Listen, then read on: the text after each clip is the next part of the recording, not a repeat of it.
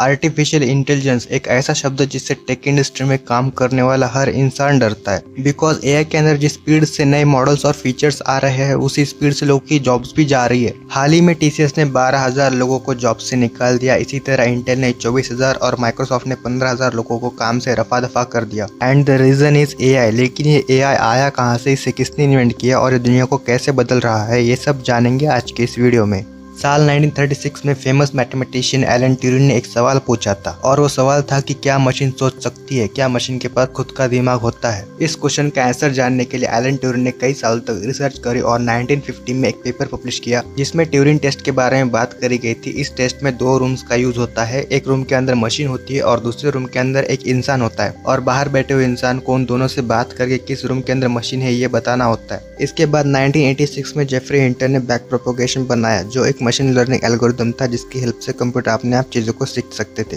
इस एल्गोरिथम की वजह से एआई काफी हद तक इम्प्रूव हो गया था, लेकिन एआई को इम्प्रूव करने का ये अकेला तरीका नहीं था। 1997 में आईबीएम ने डीप ब्लू नाम का एआई प्रोग्राम बनाया जिसके अंदर हाईली सोफिस्टिकेटेड सर्च एल्गोरिथम और चेस गेम का डेटा सेट फीड किया गया था। अब ये डेटा सेट क्या होता है? किसी एक टॉपिक के ऊपर बहुत सारे इन्फॉर्मेशन को डेटा सेट कहा जाता है। इस केस के अंदर चेस कैसे खेलना है, कौन सी चाल चलनी है, चेकमेट कैसे करना है, इस तरह की सारी इन्फॉर्मेशन डीप ब्लू में भरी गई थी। इस प्रोग्राम को टेस्ट करने के लिए उस टाइम के वर्ल्ड चेस चैंपियन गैरी गैस्पेरो और डीप ब्लू के बीच एक मैच कराया गया और इस मैच में डीप ब्लू ने गैरी गैस्पेरो को काफी बुरी तरह से हरा दिया। डीप ब्लू की इस जीत से इंजीनियर समझ गए कि बहुत सारा डेटा, स्ट्रॉन्ग एल्गोरिथम और कंप्यूटर पावर का यूज करके एक सुपर इंटेलिजेंस बनाई जा सकती है। इसके बाद 2006 में जेफरी हिंटन ने द कन्वोल्यूशनल न्यूरल नेटवर्क बनाया जिसकी हेल्प से कंप्यूटर फोटोज और पैटर्न्स को पहचान सकता था। इस न्यूरल नेटवर्क का यूज करके एप्पल अपने फोन फेस स्कैन करके अनलॉक करने लगा। आर्टिफिशियल इंटेलिजेंस के लिए ये न्यूरल नेटवर्क इतना इंपॉर्टेंट साबित हुआ कि लोग जेफरी हिंटन को the God father of AI कहने लगे। जिसके बाद लोग एआई को लेकर काफी सीरियस हो गए। फिर भी गूगल, माइक्रोसॉफ्ट, एप्पल जैसी बड़ी कंपनीज कन्वोल्यूशनल न्यूरल नेटवर्क को ठीक से यूज ही नहीं कर पा रही थी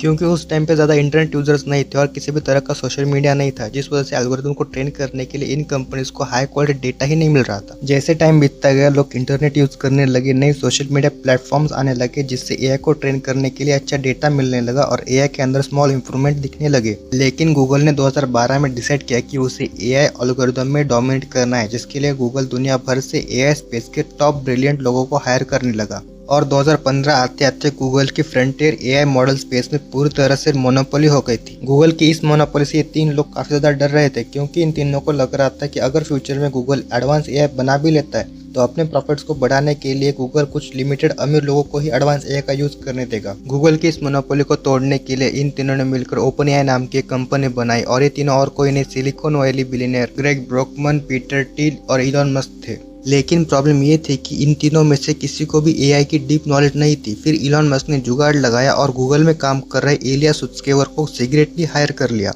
और इसी टाइम पे सैम अल्टमैन ने भी ओपन एआई को ज्वाइन कर लिया। इससे गूगल काफी ज्यादा गुस्सा हो गया और जिसके बाद गूगल और ओपन एआई के बीच ऐसी जंग शुरू हुई जिसने पूरी दुनिया को बदल के रख दिया। एक तरफ गूगल ने एआई और डीप माइंड के अंदर अपने इन्वेस्टमेंट 3 गुना से बढ़ा दिए, वही दूसरी तरफ गूगल को टक्कर देने के लिए ओपन एआई के पास पैसे ही नहीं थे। गूगल को टक्कर देने के लिए ओपन एआई को हर साल एटलीस्ट $1 बिलियन चाहिए थे। ओपन एआई की इस जरूरत को देखते हुए इलॉन मस्क ने अपने बाकी को फाउंडर्स के सामने टेस्ला और ओपन एआई को मर्ज करने का ऑफर रखा क्योंकि इलॉन मस्क को ओपन एआई का सारा कंट्रोल अपने हाथ में लेना था और ये बात सब लोगों को पता थी, जिस वजह से इलॉन मस्क का ऑफर इमीडिएटली रिजेक्ट कर दिया गया। देन सब लोगों ने मिलकर माइक्रोसॉफ्ट से फंडिंग उठाने का डिसाइड किया। इसके बदले में ओपन एआई को माइक्रोसॉफ्ट के साथ प्रॉफिट शेयर करना पड़ा। इस डील से इलॉन मस्क इतना ज़्यादा नाराज हो गया कि 2018 में इलॉन मस्क ने ओपन एआई को छोड़ दिया या फिर निकाल दिया गया, आई डोंट नो। फिर ओपन एआई ने चैट जीपीटी लॉन्च किया जिसने पूरी दुनिया को हिला के रख दिया। सिर्फ 60 दिन के अंदर 100 मिलियन लोगों ने इसे इंस्टॉल किया जिससे ये अब तक का सबसे फास्टेस्ट ग्रोइंग ऐप बन गया।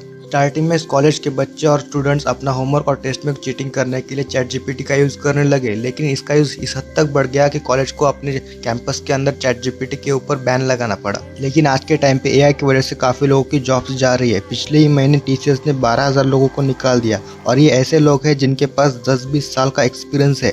यूजुअली कोई कंपनी इस तरह के एक्सपीरियंस लोगों को नहीं निकालती और ऐसा एस्टिमेट किया जा रहा है कि 2030 तक 30% मैन्युफैक्चरिंग बिजनेस पूरी तरह से ऑटोमेट हो जाएंगे और ग्लोबली 92 मिलियन लोगों की जॉब रोल चेंज हो जाएंगे। इसका मतलब साफ है कि अगर हमें फ्यूचर में सर्वाइव करना है तो हमें मल्टीपल स्किल्स सीखनी होगी और हमें खुद को हर दिन बेहतर करते रहना होगा ताकि एआई हमें रिप्लेस ना करे। ये तो एआई की एक नेगेटिव साइड है। अगर हम पॉजिटिव साइड देखें तो एआई की वजह से आज हेल्थ केयर, एजुकेशन, ट्रांसपोर्टेशन और फाइनेंस इन सेक्टर्स में काफ़ी बड़े और अच्छे बदलाव हो रहे हैं, जिसकी वजह से हमारी लाइफ फ्यूचर में काफ़ी ज़्यादा ईजी हो जाएगी। अब हम एक एक करके समझेंगे कि एआई दुनिया को कैसे बदल रहा है। आज के डिजिटल ज़माने में हम सबको रिकमेंडेशन की आदत हो चुकी है, चाहे वो नेटफ्लिक्स पे मूवी चूज़ करना हो, स्पॉटिफाई पे गाने सुनने हो या फिर अमेजोन से कुछ चीज़ें खरीदनी हो। हमें लगता है कि हम डिसाइड कर रहे हैं, लेकिन असल में एक एआई सिस्टम हमें साइलेंटली गाइड कर रहा होता है, जिसे पर्सनलाइजेशन कहा जाता है। इसका सिंपल सा मतलब है हर इंसान के लिए अलग, एक इंसान की पसंद, उसकी नीड और उसके बिहेवियर के हिसाब से चीज़ें दिखाई जाती है। सोशल मीडिया जैसे फेसबुक, इंस्टाग्राम, टिकटॉक, इनकी पूरी जिंदगी पर्सनलाइजेशन पे डिपेंड है।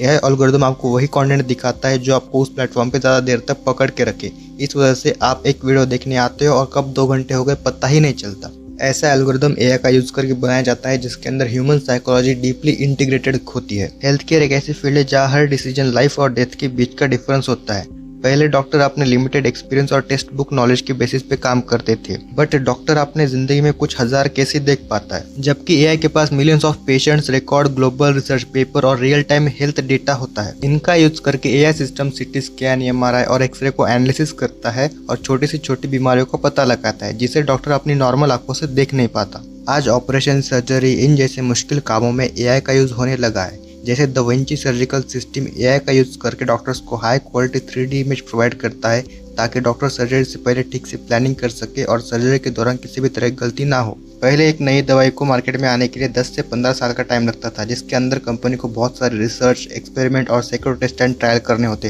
लेकिन आज एआई की वजह से ये सब कुछ काफी कम टाइम में होने लगा है। अब बात करते हैं ट्रांसपोर्टेशन की। आज से कुछ साल पहले अगर कोई इंसान आपसे कहता कि एक दिन ऐसी कार बनेगी जो बिना ड्राइवर के चलेगी, तो शायद आप उस इंसान पे हंस देते। लेकिन एआई ने साइंस फिक्शन मूवीज में दिखाई जाने वाली गाड़ियों को रियलिटी में बदल के रख दिया है। सबसे पहले बात करेंगे सेल्फ ड्राइविंग कार की। टेस्ला, वेमो जैसी बड़ी कंपनीज ऐसी कार बना रही हैं जो बिना इंसानों के चलेगी। इन गाड़ियों में एआई सेंसर्स, कैमरा और रडार सिस्टम फिट किया गया होता है, जिससे डेटा लेके एआई एल्गोरिदम हर मिलीसेकंड में सैकड़ों डिसीजन लेता है, जैसे स्पीड कब बढ़ानी है, ब्रेक कब लगाना है, कब इंडिकेटर देना है। अगर हम सेल्फ ड्राइविंग कार को पूरी तरह से अडॉप्ट कर लेते हैं तो 90% एक्सीडेंट कम हो जाएंगे, क्योंकि जब कोई इंसान गाड़ी चलाएगा ही नहीं तो गलती कहाँ से करेगा। अगर गलती नहीं होगी तो एक्सीडेंट होगा ही नहीं। ये तो कुछ भी नहीं, एआई का यूज करके फ्लाइंग कार बनाई जा रही है। सरला एविएशन नाम का इंडियन स्टार्टअप जो बैंगलोर, मुंबई, दिल्ली जैसे शहरों का ट्रैफिक कम करने के लिए फ्लाइंग टैक्सी बना रहा है, जो आपको एक होटल की छत से पिक करेगा और आपको जहां जाना है वहां के किसी होटल पे ड्रॉप कर देगा।